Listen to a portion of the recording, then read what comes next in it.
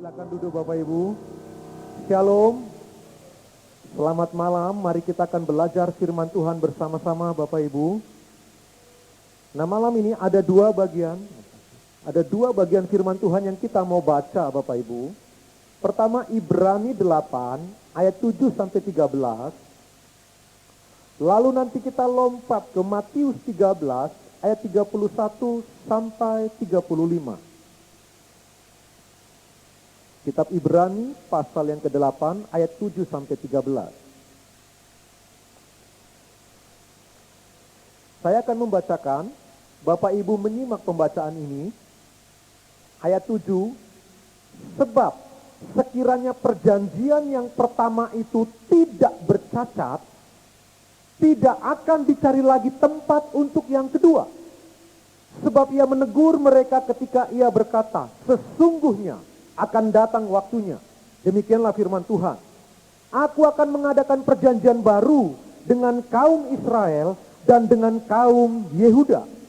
Bukan seperti perjanjian yang telah kuadakan dengan nenek moyang mereka pada waktu aku memegang tangan mereka untuk membawa mereka keluar dari tanah Mesir. Sebab mereka tidak setia kepada perjanjianku dan aku menolak mereka. Demikian firman Tuhan. Maka inilah perjanjian yang kuadakan dengan kaum Israel sesudah waktu itu. Demikianlah firman Tuhan. Aku akan menaruh hukumku dalam akal budi mereka dan menuliskannya dalam hati mereka. Maka aku akan menjadi Allah mereka dan mereka akan menjadi umatku. Dan mereka tidak akan mengajar lagi sesama warganya atau sesama saudaranya dengan mengatakan kenallah Tuhan. Sebab mereka semua besar kecil akan mengenal aku. Sebab aku akan menaruh belas kasihan terhadap kesalahan mereka dan tidak lagi mengingat dosa-dosa mereka. Oleh karena ia berkata-kata tentang perjanjian yang baru, ia menyatakan yang pertama sebagai perjanjian yang telah menjadi tua. Dan apa yang telah menjadi tua dan usang telah dekat kepada kemusnahannya. Sekarang kita lompat Matius 13 ayat 31 sampai dengan 35. Injil Matius 13 ayat 31 sampai dengan 35. Perumpamaan tentang biji sesawi dan ragi. Yesus membentangkan suatu perumpamaan lain lagi kepada mereka. Katanya, hal kerajaan surga itu seumpama biji sesawi yang diambil dan ditaburkan orang di ladangnya. Memang biji itu yang paling kecil dari segala jenis benih. Tetapi apabila sudah tumbuh, sesawi itu lebih besar daripada sayuran yang lain, bahkan menjadi pohon, sehingga burung-burung di udara datang bersarang pada cabang-cabangnya. Dan ia menceritakan perumpamaan ini juga kepada mereka. Hal kerajaan surga itu seumpama ragi yang diambil seorang perempuan dan diadukkan ke dalam tepung terigu 3 sukat sampai kamir seluruhnya. Semuanya itu disampaikan Yesus kepada orang banyak dalam perumpamaan. Dan tanpa perumpamaan, suatu pun tidak disampaikannya kepada mereka. Supaya genaplah firman yang disampaikan oleh Nabi. Aku mau membuka mulutku, mengatakan perumpamaan. Aku mau mengucapkan hal yang tersembunyi sejak dunia dijadikan. Bapak Ibu yang dikasihi Tuhan, berbahagialah mereka yang mendengar serta melakukan kebenaran firman. Dan malam hari ini kita mau belajar bersama-sama. Judul renungan kita, kecil tapi berdampak. Sekali lagi, judul renungan kita pada malam hari ini kecil tapi berdampak. Bapak Ibu, minggu kemarin kita baru merayakan Paskah. Itu sebabnya masih ada terasa suasana itu Bapak Ibu di hati kita, bagaimana kita mengingat karya Kristus di kayu salib. Sebelum kita belajar lebih lanjut, perhatikan kitab Ibrani tadi. Di dalam pasal 8 ayat ke-7, dia berkata, sebab sekiranya perjanjian yang pertama itu tidak bercacat, tidak akan dicari lagi tempat untuk yang kedua. Bapak Ibu yang dikasihi Tuhan, Allah pencipta alam semesta yang kita sembah dalam nama Tuhan Yesus Kristus pernah membuat perjanjian dengan umat Israel. Lalu di dalam perjanjian ini ada 3 pihak yang terlibat. Pertama Allah. Lalu kemudian hukum Taurat, lalu kemudian orang Israel. Nah, semua ada kesepakatan antara Allah dengan umat Israel. Kalau umat Israel melakukan tuntutan hukum Taurat, maka mereka akan diberkati, dipelihara, dikasihi oleh Tuhan. Tetapi kalau mereka melanggar, mereka akan mendapatkan disiplin dari pihak Tuhan. Tetapi kalau mereka taat, ada tanggung jawab dari pihak Tuhan untuk memberikan hal-hal yang terbaik dalam hidup mereka. Nah, semua kesepakatan ini antara Allah dengan orang Israel dituangkan di dalam hukum Taurat. Jadi perjanjian itu melibatkan 3 pihak, Allah, hukum Taurat, dan umat Israel. Tetapi kemudian penulis Ibrani berkata, perjanjian yang pertama itu cacat. Di mana cacatnya? Di mana letak kesalahannya sebenarnya dari perjanjian itu, Bapak Ibu? Nah, kalau kita pelajari lebih lanjut, lalu kita kutip kitab Roma, kita menemukan. Yang pertama, tidak mungkin Allah yang cacat. Allah itu sempurna, maha kudus, maha suci, maha tahu, tidak berubah. Allah itu tidak bertumbuh dalam pengetahuan. Allah tidak pernah terkejut, dia tidak pernah kaget, karena dia maha tahu. Dia sempurna. Itu sebabnya tidak mungkin Allah bercacat. Lalu yang kedua, pihak yang kedua adalah hukum Taurat. Bapak Ibu, apapun hukum Taurat itu adalah produk dari Allah yang maha kudus. Karena dia Allah yang maha kudus. Waktu dia memproduksi firman Tuhan atau perintah, maka firman itu bersifat kudus. Sama seperti hakikat Allah kudus, hukum Taurat juga kudus. Jadi tidak mungkin hukum Taurat bercacat.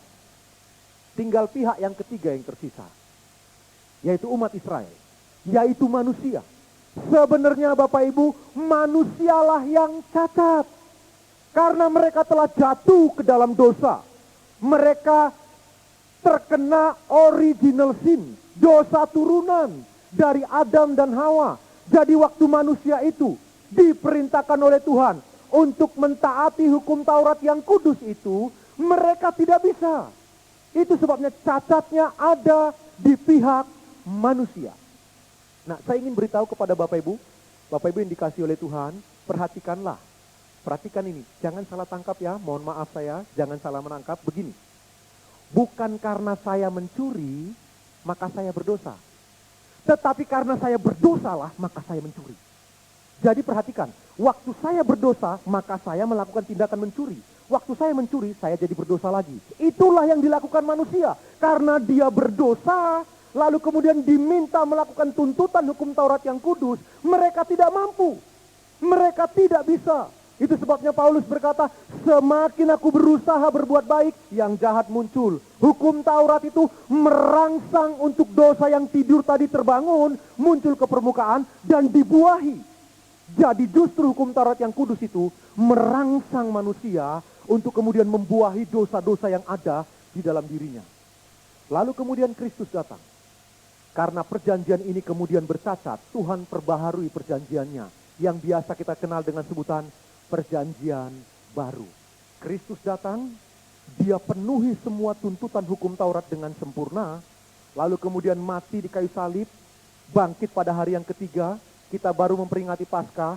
Barang siapa yang percaya kepada dia, percaya kepada kehidupan, kematian, dan kebangkitannya, juga kenaikannya ke surga, maka orang yang percaya tersebut diperhitungkan benar memenuhi tuntutan hukum Taurat. Karena Kristuslah pribadi satu-satunya yang sanggup memenuhi hukum Taurat dengan sempurna. Jadi waktu Bapak, Ibu, dan saya mencintai Tuhan Yesus Kristus, kita diperhitungkan benar memenuhi tuntutan hukum Taurat. Amin. Mari yang dibenarkan beri sorak-sorai buat Tuhan yang luar biasa, Bapak Ibu. Semua yang ada di ruangan ini, kita orang-orang yang dibenarkan. Nah, setelah kita dibenarkan, Bapak Ibu, kita menjadi warga negara kerajaan surga. Setelah kita menjadi warga negara kerajaan surga, nah, di warga negara kerajaan surga ada undang-undang dasarnya. Seperti negara Republik Indonesia, begitu dia merdeka, lalu proklamasi dilakukan, disusunlah undang-undang dasarnya.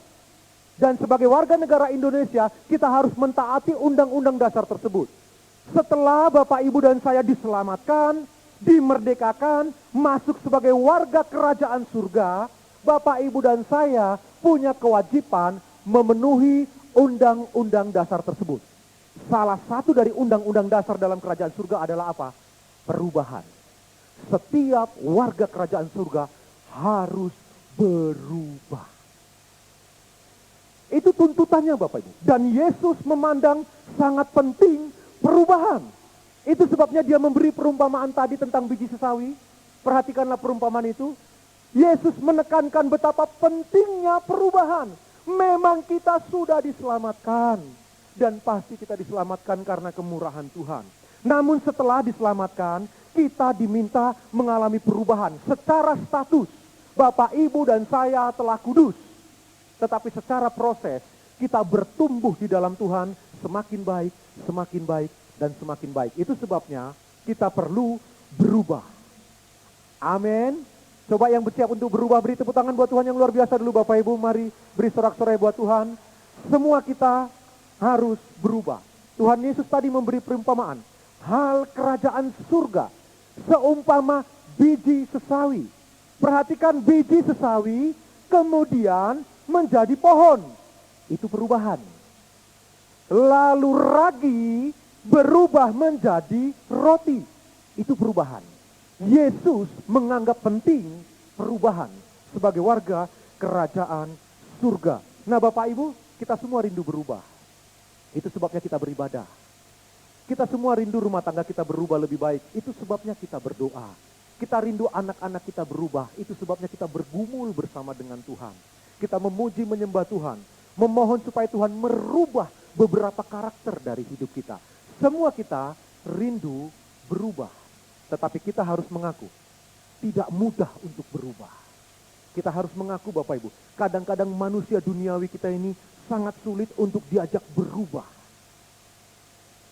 Seorang pastor bernama Pastor De Melo pernah cerita Bapak Ibu. Ada seorang pemuda. Pemuda itu punya idealisme yang sangat tinggi biasanya. Dinamis, senang, bergairah, semangat. Lalu pemuda ini waktu umur 20 tahun, dia berkata, saya ingin merubah dunia. Change the world. Dia ingin merubah dunia. Waktu itu dia punya idealisme berusia 20 tahun. Lalu berjalanlah waktu 21, 22, 23. Setelah umur 40 tahun, dia mikir-mikir. Sulitnya mengubah dunia. Lalu dia putuskan, saya ingin merubah keluarga saya terlebih dahulu. Waktu itu umurnya 40 tahun. Waktu berjalan terus. Setelah umur 60 tahun, dia baru sadar. Sayalah yang harus berubah.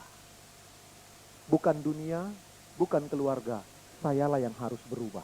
Dibutuhkan 60 tahun untuk sampai kepada pencerahan tersebut Bapak Ibu. Pastor De Melo sedang mengatakan apa? Betapa sulitnya manusia berubah. Kalau saya khotbah di tempat kami di sana Bapak Ibu, saya suka perhatikan jemaat. Karena ruangannya lebih kecil, jadi kalau khotbah itu kelihatan, wajah-wajah itu kelihatan Bapak Ibu. Seringkali kalau saya khotbah, lalu ada kebenaran yang ditangkap oleh mereka, mereka ngangguk. Ngangguk. Nah saya mengerti, itu bahasa tubuh. Dia mengangguk berarti oh benar. Tapi kemudian matanya melirik ke kanan. Berarti itu artinya apa Bapak Ibu? Oh benar Pak John, benar buat si Anu. Kadang-kadang matanya ke kiri, benar buat si Anu. Dia mau orang lain berubah, tapi tidak mau dirinya sendiri berubah. Seringkali manusia, kalau orang lain diminta berubah, oke. Tapi kalau saya sendiri berubah, no way. Kita sangat sulit. Tetapi Bapak Ibu, malam hari ini kita mau belajar bersama-sama. Sebagai warga kerajaan surga, kita diminta untuk berubah. Dan ada prinsip-prinsip perubahan dalam kerajaan surga. Minimal ada 3 yang kita mau pelajari bersama-sama malam hari ini Bapak Ibu. Dari perumpamaan Tuhan Yesus Kristus. Yang pertama, di dalam kerajaan surga, warga kerajaan surga, setiap orang harus berubah. Nah, perubahan pertama dimulai dari hal yang kecil. Perhatikan, prinsip dalam kerajaan surga, orang harus berubah. Berubahlah dimulai dari hal yang kecil. Tuhan Yesus suka dengan hal-hal kecil. Tuhan Yesus berpikir besar, tetapi bersedia memulai dengan hal-hal yang kecil. Dia memandang serius sesuatu yang kecil. Dia concern, dia mendukung, dia tidak tidak meremehkan. Itu sebabnya bagi Yesus, tidak ada masalah yang terlalu berat sehingga dia nggak bisa menolong. Tetapi tidak ada masalah yang terlalu kecil sehingga dia meremehkannya. Bagi Tuhan, dia sanggup melakukan semuanya. Tetapi Kristus bersedia berpikir besar dimulai dengan melakukan hal-hal yang kecil. Coba perhatikan ini Bapak Ibu. Tuhan Yesus dilahirkan di sebuah dusun yang kecil, Bethlehem. Dia terlahir sebagai bayi yang kecil, putra Maria. Dia bersahabat dengan anak-anak kecil, membiarkan mereka datang kepada Yesus, memeluk dan dipeluk oleh Tuhan.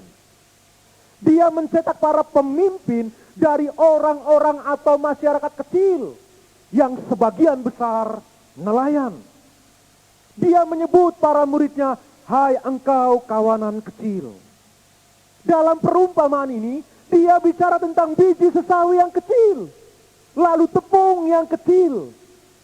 Dan kepada murid-muridnya dia berkata, setialah perkara-perkara kecil. Prinsip kerajaan surga, kita harus berubah. Dan perubahan mulailah dengan hal yang kecil. Kenapa kita stres? Kadang-kadang kita rindu langsung bisa berubah 180 derajat, lalu kemudian menjadi lebih kudus dan sempurna. Secara status kita sudah kudus. Tetapi dalam proses kehidupan ini Bapak Ibu, kita perlu belajar dari hal-hal kecil. Penting sekali Bapak Ibu. Jangan rindu membuat lompatan yang sangat besar. Itu membuat kita nanti akan depresi dan stres. Mulailah dari hal-hal kecil. Ingatlah Bapak Ibu, semua perkara besar dibangun di atas hal-hal kecil. Masih ingat Xi Jinping? Kaisar dari Cina yang luar biasa, yang di zamannya disebut manusia gila. Membangun tembok Cina, panjangnya 6.000 kilometer. Satu-satunya bangunan yang dibuat oleh tangan manusia yang bisa kelihatan dari bulan. Xi Jinping membangun tembok yang sangat besar. Perhatikanlah, tembok besar dibangun di atas batu bata kecil. Semua tanggung jawab besar dimulai setia dengan tanggung jawab kecil. Semua orang-orang besar di muka bumi belajar setia dari perkara-perkara kecil. Bahkan sebelum Kristus naik ke kayu salib, dia memulai dari hal-hal yang kecil. Jadi Bapak Ibu, penting sekali berubahlah. Dimulai dari hal-hal kecil. Karena Tuhan Yesus memandang serius bahkan yang kecil sekalipun. Percayalah Bapak Ibu, kalau kita mau mengambil keputusan untuk berubah, kecil saja, itu berdampak luar biasa. Bapak Ibu yang dikasih Tuhan, ada seorang ibu, dalam bukunya Dimensi yang keempat, Bapak Yonggito cerita tentang ibu ini Bapak Ibu. Setelah diselamatkan, dia tinggal di apartemen begitu. Setelah dia diselamatkan, kemudian dia datang kepada pengurus gereja dan berkata, saya sudah warga kerajaan surga. Saya rindu melayani Tuhan. Dia ingin berubah Bapak Ibu. Lalu kemudian ditanya, ibu bisa apa? Bisa nyanyi? Tidak bisa. Suara saya kurang baik. Ibu bisa berdoa? Saya pun kelihatannya agak kurang bisa. Ditanya segala macam, dia tidak bisa. Lalu kemudian apa yang ibu bisa? Oh, saya biasanya suka bicara. Saya suka bicara dan saya suka menolong orang. Lalu kemudian apa yang terjadi Bapak Ibu? Pelayan gereja berkata, kalau begitu lakukanlah jenis pelayanan itu Ibu. Kemudian setiap hari Bapak Ibu, dia di apartemen yang dimana dia tinggal Bapak Ibu. Nah kadang-kadang apartemen itu liftnya mati, atau mati lampu, atau rusak dan lain sebagainya. Dan ibu itu selalu di sana, lalu waktu ibu-ibu lain datang berbelanja, karena belanjaan mereka banyak, kadang-kadang terlalu repot. Maka ibu itu akan datang dan berkata begini, ibu boleh saya tolong? Boleh saya bantu? Lalu kemudian dia naik melalui tangga darurat, mereka naik ke lantai 2, lantai 3, atau lantai 4. Ibu itu setiap hari begitu. Datang di bawah, tunggu, lihat ibu-ibu yang lain repot bawa belanjaan, dia akan bantu. Pelan-pelan dia mulai cerita. Karena dia sukanya cerita. Dia mulai cerita, ibu di tempat saya ada persekutuan, mari datang. Terus begitu Bapak Ibu. 2 tahun kemudian, 1 tower dimenangkan bagi kemuliaan Tuhan. Coba sorak-sorai buat Tuhan yang luar biasa. Seorang ibu sederhana yang mau berubah walaupun kecil. tapi berdampak luar biasa. Tuhan Yesus tertarik dengan hal-hal kecil Bapak Ibu. Dia tidak meremehkan Bapak Ibu. Dia tidak pernah meremehkan kita. Dia menghormati kita Bapak Ibu. Saya suka dengan ilustrasi. Om Alek dulu sering menggunakannya, jadi saya gunakan waktu saya full timer di tempat ini Bapak Ibu. Sekarang pun masih full timer. Biji jeruk, buah jeruk Bapak Ibu. Dalam satu buah jeruk, anggap ini buah jeruk. Dalam satu buah jeruk, kita tidak pernah, kita bisa tahu ada berapa biji jeruk. Oke? Kalau ada satu buah jeruk, kita bisa tahu bagaimana, berapa isi biji jeruknya. Kita buka jeruknya, lalu kita hitung satu persatu. Jadi dalam satu buah jeruk, kita bisa tahu berapa biji jeruk di dalamnya. Tetapi ambillah biji jeruk yang kecil. Waktu kita ambil biji jeruk yang kecil, tidak seorang pun bisa tahu ada berapa puluh ribu potensi jeruk di dalam satu biji jeruk. Waktu biji ini diambil, ditanam, lalu kemudian biji itu mati. Setelah mati, mulai tumbuh, bertunas, bertumbuh, besar, berbuah, dipanen, berbuah lagi, dipanen lagi, berbuah lagi, dipanen lagi. Jadi, dalam satu biji jeruk yang kecil, tidak seorang pun bisa menghitung berapa puluh ribu potensi jeruk di dalamnya. Jadi dari yang kecil, ada sesuatu yang besar di dalamnya. Begitulah dengan kita. Kalau kita mau berubah dari hal yang kecil, sebenarnya ada dampak yang besar setelah itu. Karena itu Bapak Ibu malam ini, pulang dari rumah ibadah ini, ajukan dua pertanyaan. Yang pertama begini, kebaikan apa yang kalau saya lakukan terus-menerus secara konstan, maka dalam 2 tahun ke depan, hidup saya akan berubah luar biasa. Yang kedua, keburukan apa yang kalau saya hentikan hari ini, keburukan apa yang ada pada saya, yang kalau saya hentikan mulai malam ini, dan kemudian secara konstan saya bertahan sampai 2 tahun ke depan, maka hidup saya akan berubah luar biasa. Coba cari tahu. Kebaikan apa, kerjakan terus. Lalu keburukan apa, hentikan itu mulai sekarang. Dan lihatlah, semua yang ada di ruangan ini akan dipakai Tuhan luar biasa. Amin. Sorak-sorai buat Tuhan yang luar biasa Bapak Ibu. Jadi Tuhan memberi prinsip pelajaran untuk berubah di dalam warga kerajaan surga. Berubahlah. Dimulai dari hal yang kecil. Yang kedua Bapak Ibu. Pelajaran yang kedua, perubahan dimulai dari sekarang. Bukan besok, bukan minggu depan, bukan bulan depan, bukan juga tahun depan. Berubahlah sekarang. Jangan menunda. Waktu Yesus berkata, bertobatlah sebab kerajaan surga sudah dekat. Kapan? Sekarang. Tuhan Yesus pribadi yang tidak mau dengan sengaja menunda. Kecuali ada maksud-maksud tertentu, dia akan menundanya. Namun dia pribadi yang tidak suka menunda. Karena itu Bapak Ibu, kalau mau berubah, sekarang. Kalau mau mengasihi pasanganmu, sekarang. Ingin mengasihi anakmu, suamimu, istrimu, keluargamu, sekarang. Jangan tunda kapanpun. Mahal harga penundaan. Kenapa manusia menunda? Karena manusia berpikir dia punya waktu. Karena dia berpikir dia punya waktu, manusia sering menunda. Dan bahasa kita memberitahu seakan-akan kita punya 3 waktu. Itu sebabnya ada tensisnya dalam bahasa Inggris. Past tense, masa lalu. Present tense, saat ini. Future tense, masa depan. Jadi kita punya waktu, masa lalu, masa kini, masa depan. Itu tidak betul. Betul dalam tensis. Tapi di dalam Tuhan Bapak Ibu, perhatikanlah masa lalu sudah lewat. Tidak bisa diulang. Sebaik apapun atau seburuk apapun, masa lalu sejarah abadi hidup kita masing-masing. Masa depan belum terjadi. Dia cuma impian, harapan, khayalan. Kita belum ke depan sana. Satu-satunya waktu yang kita miliki adalah sekarang. Saat ini, di sini. Itulah satu-satunya waktu yang dianugerahkan Tuhan kepada Bapak Ibu dan saya. Karena itu, waktu mau berubah, berubahlah sekarang. Di dalam bahasa Inggris, kata sekarang dan kata hadiah itu satu. Present. Present itu sekarang, present itu hadiah. Bukankah sekarang adalah hadiah yang Tuhan berikan bagi kita sebagai waktu untuk kita berubah? Inilah waktunya. Jadi kalau begitu kita bisa belajar Bapak Ibu.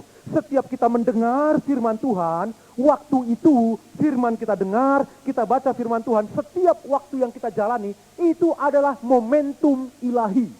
Itu satu-satunya waktu yang diberikan untuk Bapak Ibu dan saya, supaya kita bisa berubah lebih baik lagi. Jangan menunda. Jadi prinsip kerajaan surga yang pertama, berubahlah dari hal-hal yang kecil. Yang kedua, berubahlah mulai dari sekarang. Jangan menunda. Saya ceritakan kesaksian ini tidak bermaksud apa-apa Bapak Ibu, mohon maaf. Tapi saya pikir ini yang paling tepat untuk saya bisa menyeberangkan poinnya. 2 tahun lalu, adik saya telepon saya. Dia ngomong, Kak John, aku sakit. Lalu saya bilang, oh ya, baik, kami akan berdoa. Waktu dia ngomong, Kak John, aku sakit. Di hati sudah, saya harus berangkat pulang. Lihat dia. 23 tahun, hampir kira-kira 23 tahun saya tidak pernah bertemu dengan adik saya perempuan ini Bapak Ibu. Waktu itu dia berumur 33 tahun. Lalu kemudian saya abaikan begitu saja. 2 hari kemudian, 2-3 hari kemudian mama saya telepon. John, adikmu sakit, kelihatannya serius. Dokter di desa ini tidak mungkin bisa bantu dia. Jadi kami harus bawa ke kota Medan. Jarak antara desa saya Bapak Ibu ke Medan itu 400 km. Mereka sewa ambulans, mereka sewa satu perawat, lalu bawa adik saya ke kota Medan. Sampai ke kota Medan, di perjalanan saya telepon terus mama saya, bagaimana adik saya, bagaimana, terus saya kontak Bapak Ibu. Sampai di kota Medan, karena papa mama saya capek di perjalanan, dia izin sebentar, lalu kemudian pergi ke rumah saudara untuk mandi, ganti pakaian. Waktu dia balik ke rumah sakit, adik sudah terbujur kaku. Sudah meninggal. Bapak Ibu, mama saya telepon, John, adikmu sudah nggak ada. Rasanya nggak enak di hati Bapak Ibu. 20 tahun lebih nggak ketemu. Kemarin beberapa hari yang lalu sudah ada tek di hati, saya harus pulang. Tapi saya menunda, saya pikir minggu depan mungkin bisa. Saya coba menunda Bapak Ibu. Sampai hari ini, saya tidak mau berbohong, masih ada rasa bersalah itu. Untuk menutupi rasa bersalah itu, dia meninggalkan 3 anak yang masih kecil-kecil. Lalu saya dengan istri sepakat, mari kita bantu mereka. Kami bantu mereka setiap bulan Bapak Ibu. Tidak ada maksud apa-apa kecuali cuma mau cerita Bapak Ibu. Hanya ingin menutupi rasa bersalah. Karena menunda. Kemudian berusaha berbuat baik. Bapak Ibu yang dikasih Tuhan, tidak ada yang bisa diperbaiki lagi. Tetapi pelajaran buat saya, jangan suka menunda. Mahal harga menunda. Bapak Ibu, kalau mau berubah, berubahlah sekarang. Kalau mau melayani, layani sekarang. Kalau engkau ingin mengasihi anakmu, sekarang. Jangan sampai dia punya teman-teman, punya resistensi sendiri. Waktu engkau rindu kepada mereka, mereka sudah bersama dengan rekan-rekannya. Sekarang. Yesus suka dengan kata sekarang. Waktu dia bertobat, berkata bertobatlah, dia pakai bentuk kata sekarang. Amin Bapak Ibu. Coba yang mau berubah mari beri sorak-sorai buat Tuhan yang luar biasa. Haleluya. Jadi prinsip yang kedua, di dalam kerajaan Allah kita harus berubah. Dan perubahan harus mulai dari sekarang. Yang ketiga Bapak Ibu. Prinsip yang ketiga di dalam kerajaan surga itu, yang pertama berubahlah mulai dari hal kecil. Yang kedua perubahan dimulai dari sekarang. Yang ketiga perubahan dimulai dari saya. Setiap pribadi harus mengatakan perubahan dimulai dari saya. Setiap pribadi haruslah mau berubah. Jangan menuntut orang lain untuk berubah. Tapi diri sendiri tidak bisa. Diri sendiri tidak mau. Mari belajar berubah bersama-sama Bapak Ibu. Dan mulailah dari diri sendiri. Bapak Ibu, ada seorang nenek, Bapak Ibu pernah dengar cerita ini barangkali. Nenek ini pemain piano di satu gereja. Dia suka main piano. Lalu suatu kali, ada pendeta muda menggantikan pendeta yang sudah dipanggil Tuhan di gereja itu. Lalu pendeta muda ini karena dia energik, dia pinter, lalu lihat ruangan, dia tahu piano itu nggak cocok taruh di situ. Kalau ditaruh di situ, itu mengganggu overhead, barangkali begitu ya. Tidak nyaman ditaruh di sudut kiri dari gereja itu. Lalu dia berpikir, dia pindah ke sudut kanan. Waktu dia pindah ke sudut kanan, hari Minggu si nenek datang. Biasanya dia main piano di sebelah kiri. Begitu pindah ke sebelah kanan, dia nggak mau main piano.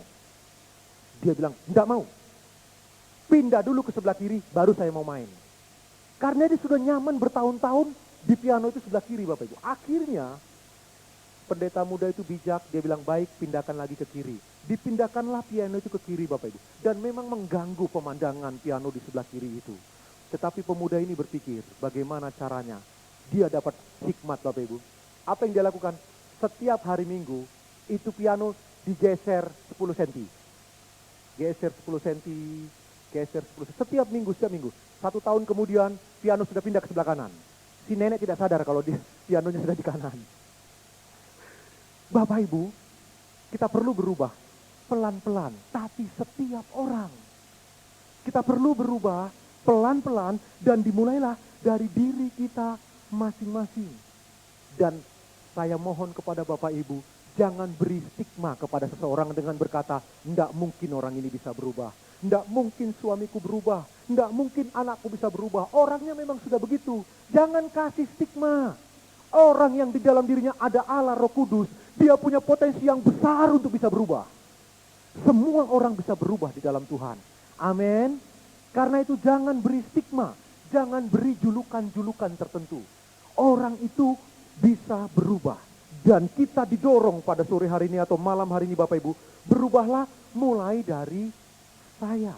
Tuhan Yesus itu memberi teladan. Bapak Ibu, Tuhan Yesus itu memberi teladan. Sekali lagi jangan salah tangkap apa yang saya mau katakan, perhatikan ini baik-baik. Waktu Tuhan Yesus melayani di muka bumi, perhatikan, dia pertama-tama tidak meminta muridnya melakukan perkataannya. Perhatikan sekali lagi. Waktu Tuhan Yesus di muka bumi, bacalah kitab Injil, dia pertama-tama tidak meminta muridnya melakukan apa yang dia katakan. Tetapi dia meminta murid-muridnya ikut dia. Perhatikan, jadi Yesus mau menyeberangkan keteladanan. Dia minta pertama-tama setiap orang harus mengikut dia. Setelah mengikut dia, baru kemudian lakukan perintah-perintahnya. Karena Yesus ingin setiap orang melihat keteladanan dari dirinya. Bapak Ibu, ada banyak agama di muka bumi. Salah satu tokoh besar India, Mahatma Gandhi. Dia berkata, ajaran Yesus ajaran yang paling agung. Ajaran Yesus luar biasa. Dia percaya kepada ajaran Tuhan Yesus, tapi dia menolak Yesus. Dan tidak ada keselamatan siapapun yang menolak Kristus. Ada agama-agama yang setuju dengan pengajaran Kristus, tapi mereka menolak pribadi Kristus. Padahal yang lebih penting bagi Kristus, terima dulu dirinya sebagai Tuhan dan Juru Selamat, baru lakukan perintah-perintahnya. Kenapa begitu? Karena Kristus ingin menyeberangkan keteladanan kepada para muridnya. Waktu dia berkata, berdoalah kamu, dia telah berdoa. Ampunilah, dia telah mengampuni. Kasihilah, dia telah mengasihi. Kristus menyeberangkan keteladanan kepada murid-muridnya. Bapak Ibu, kita harus berubah dimulai dari diri kita.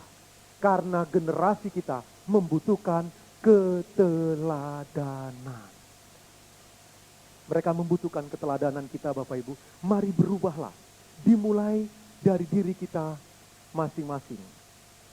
Waktu tahun lalu saya khotbah di tempat ini, saya pernah praktekkan hal ini. Malam ini kita praktek sekali lagi. Perhatikan Bapak Ibu, perhatikan generasi kita membutuhkan keteladanan.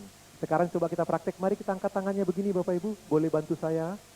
Please bantu saya, angkat tangannya buat begini Bapak Ibu. Bersama-sama tinggi semua di atas kepala, oke? Perhatikan, Bapak Ibu percaya dompet aman-aman saja. Jadi angkat tangannya tinggi. Baik, sekarang lihat saya. Taruh tangan ini di hidung.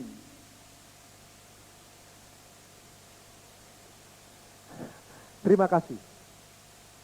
Choir bisa lihat apa yang terjadi di sana Bapak Ibu. Waktu saya bilang taruh tangan ini di hidung, setahu saya hidung masih di sini, belum berpindah ke jidat. Tetapi banyak yang taruh di sini. Kenapa? Bapak Ibu tidak mendengar apa yang saya katakan. Tapi Bapak Ibu melihat apa yang saya lakukan. Karena saya melakukan taruh di dahi, Bapak Ibu taruh di dahi. Jadi kebanyakan dari Bapak Ibu tidak dengar apa yang saya katakan, tapi melihat apa yang saya lakukan. Itu keteladanan. Anak-anak kita seringkali tidak mendengar nasihat kita. Mereka melihat apa yang kita lakukan. Jadi kalau seorang bapak berkata, nak jangan ngerokok ya. Tapi dia ngerokok, si papa ngerokok, anaknya nanti diam-diam di belakang ngerokok. Karena anak itu melihat apa yang dilakukan. Mereka tidak dengar apa yang kita katakan. Keteladanan itu begitu. Bapak Ibu, kita perlu berubah. Supaya kita menjadi teladan bagi keluarga, lingkungan, dimanapun kita berada. Dalam prinsip kerajaan Allah. Berubahlah mulai dari hal kecil, berubahlah mulai dari sekarang. Berubahlah mulai dari diri sendiri. Bapak Ibu, kita menyembah pribadi yang luar biasa. Karena itu setiap kita pasti bisa berubah. Saya ingin bacakan sesuatu Bapak Ibu. Saya ingin bacakan supaya jangan sampai saya salah. Orang ini menulis, tetapi dia tidak mau seorang pun tahu siapa dirinya. Lalu dibuat dalam tulisannya anonim. Beberapa dari ini saya tambahkan Bapak Ibu. Perhatikan dia berkata begini. Ia dilahirkan di sebuah desa terpencil. Anak seorang wanita sederhana. Ia bertumbuh di tempat lain yang masih tetap merupakan sebuah desa. Ia bekerja di sebuah toko tukang kayu sampai ia berumur 30 tahun. Kemudian selama 3 tahun berikutnya, ia adalah seorang pengkhotbah keliling. Ia tidak pernah menulis sebuah buku. Namun jutaan buku ditulis mengenai dia dan terinspirasi olehnya. Philo mengajar filsafatnya selama 40 tahun.